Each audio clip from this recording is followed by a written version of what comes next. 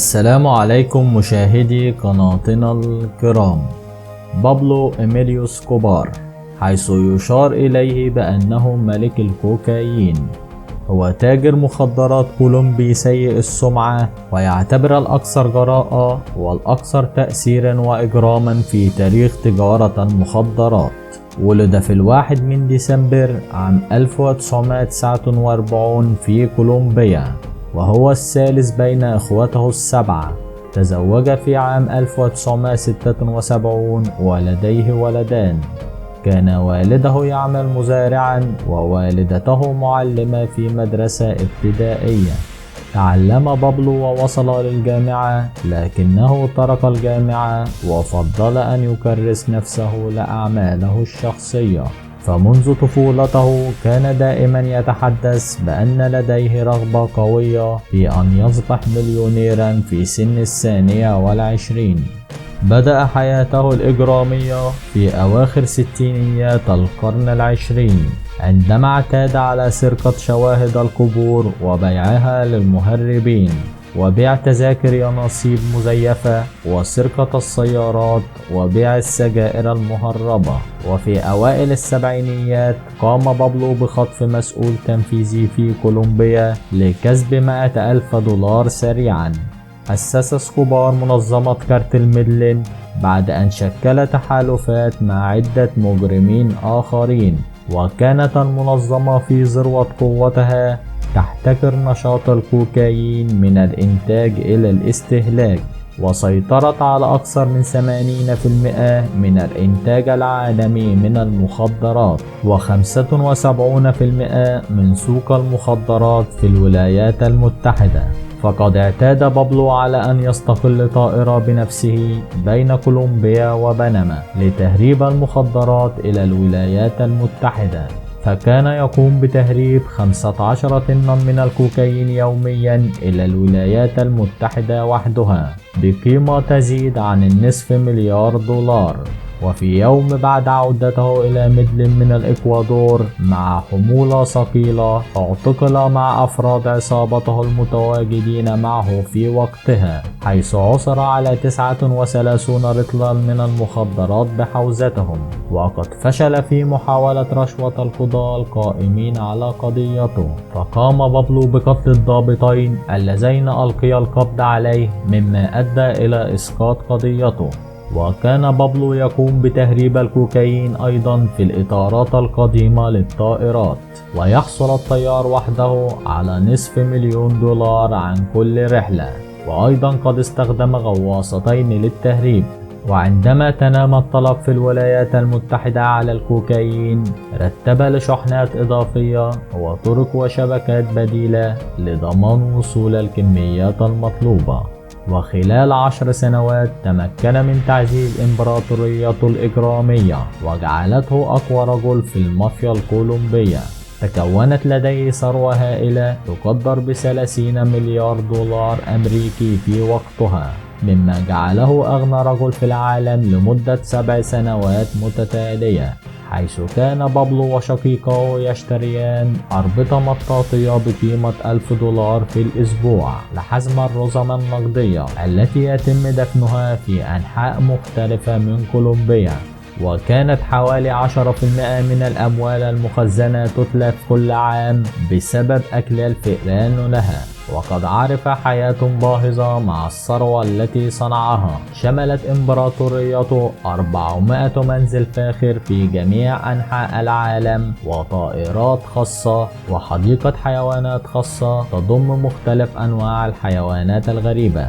وكان له جيشه الخاص من الجنود والمجرمين المخضرمين.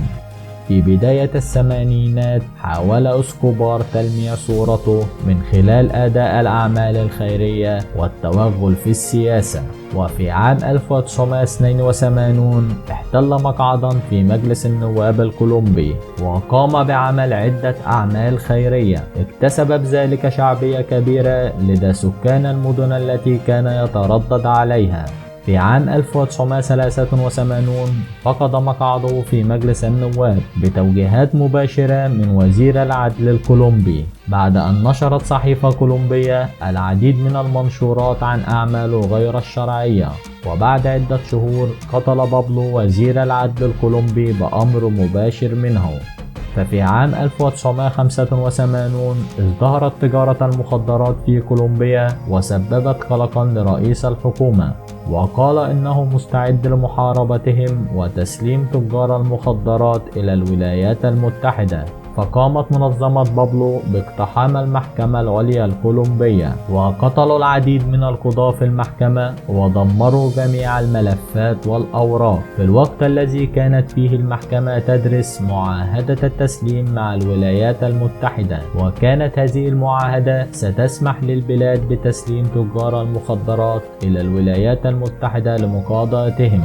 كانت سياسته في التعامل مع الدولة الكولومبية هي الترهيب والفساد، بما يعني في قاموس بابلو إما قبول المال أو مواجهة الرصاص. وفي عام 1989 أعلنت منظمة كارتل ميدلين بقيادة اسكوبار الحرب الشاملة ضد الدولة، وسرعان ما بدأ بتطبيق تكتيكاته سواء من الرشوة أو القتل أو التفجير للتعامل مع السلطات، حيث نظم ومول شبكة واسعة من القتلة الأوفياء. وقد قتلوا المئات من مسؤولي الدولة والمدنيين والشرطة، وارتكبوا أعمالا إرهابية عشوائية باستخدام السيارات المفخخة في المدن الرئيسية للدولة، مما أدى إلى زعزعة استقرارها، الأمر الذي جعل السلطات تركع على ركبتيها. وشملت أنشطته الإجرامية أيضا رشوة السياسيين والقضاة والمسؤولين الحكوميين.